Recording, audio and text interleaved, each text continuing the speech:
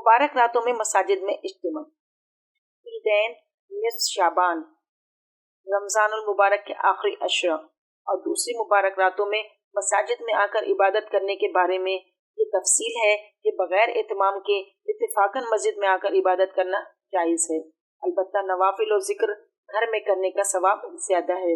नवाफिल के लिए मस्जिद में आने का एहतमाम करना और उसको ज़्यादा फजीलत का बाइस समझना बिदअत है, इसलिए कि नवाफिल के लिए मस्जिद का एहतमाम करने का मतलब ये है कि मस्जिद में नवाफिल पढ़ने का सवाब ज़्यादा है और ये शरीयत में इजाफा है।